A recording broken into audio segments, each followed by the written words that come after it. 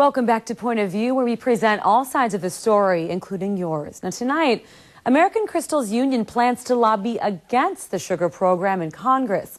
In the past, Crystal, farmers, and the union all supported that portion of the Farm Bill. Now, is it a good strategic move on the union's part or not? Here's the point of view of Chris Berg, host of The Chris Berg Show on AM 1100 The Flag.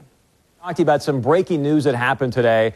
The American Crystal Sugar union workers are not going to go out and lobby against the sugar program. Essentially, they're just going to cannibalize their own jobs. The sugar program is the one thing that allows American Crystal Sugar to survive and to thrive. If they go out and lobby against the program, it's over. There is no American Crystal Sugar. There are no jobs. And I don't know why the union leadership is steering the union workers down this path. Look, I want them to go back to work. They should go back to work. They were offered a raise. Walk down your street tonight. Go down to your neighbor and say, hey, if your job offered you a raise, would you take it? I bet you over 90% of the people would say, absolutely, I'm in. So why is the union leadership doing this? I've been saying now for quite some time, it's not the union workers, it's the union leadership that's sending these people down the wrong direction. And don't take it from me.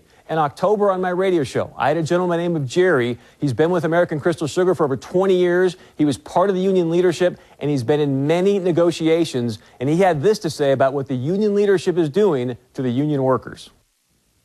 I didn't want to use that analogy about being led around by a nose ring like a Holstein bull, but that's exactly what's happening. They're being yanked in any direction that the union is, the upper union echelon is steering them. A bull with a ring in the nose. That's not from me. That's from Jerry, who's been part of the union for a long, long time, basically saying the union leadership is taking them in the wrong direction. As many of you probably know, on Monday, a federal mediator brought the company and the union people back to the negotiating table, and they broke down. Monday afternoon, I talked to Brian Ingleswood, VP from American Crystal Sugar. I said, Brian, what are the sticking points? We want to get these people back to work. What happened? He said, Chris, the number one sticking point this time, seniority. Not about results, about seniority. First in, last out. That's where they're going to base the people that get fired. I'm going to give you an example in a moment that tells you how insane it is that you're going to run a company based on seniority. It makes zero sense. This is a multi-billion-dollar company we're talking about. And here's my example. Let's take the NDSU Bison for a moment. Remember back January 7th? They went down to Frisco, Texas, stomped on Sam Houston State. Now, there was a key play in that game. There was actually a couple of them, but there was a key play in that game that many people are going to tell you, you know what? This was the deciding factor in this game. This is what sealed the championship. That play was an interception by Travis Beck. Does that ring a bell? Travis Beck. Remember him running down the sidelines? Travis Beck, true freshman. True freshman. Had nothing to do with seniority. This was about results. This was about putting the best people on the field to go out and win championships. I mean, think about this for a moment. Think about what the national championship did for this area. How excited people were. We had 13,000 people from Bison Nation travel over 1,100 miles to go watch these people play. Now, think about this scenario for a second. It's the end of the regular season. It's November. Coach Bull walks up to the podium, says, boy, you know what? We definitely could have won a national title. I mean, we were on our way to win a national title, but I had to play all the seniors. I wanted to play some freshmen. I wanted to play some underclassmen, but you know what? I had to play the seniors.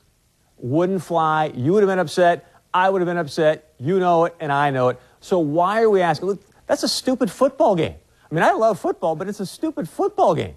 Now, why are we asking a $3 billion plus business to go out there and hire and fire people based on seniority? It's about results. You know that, and I know that. What other industry is there where you can go out and just live your life, keep your job based on seniority? It doesn't happen anymore. You've got to go out and produce results these days, and that's what needs to happen. So again, union workers, take the final offer. It's still there. It's a raise from what you used to have, and now you can go in and get paid based on results if you make some other tweaks to the contract. So that's a question for you tonight. Are you a proponent of seniority or results?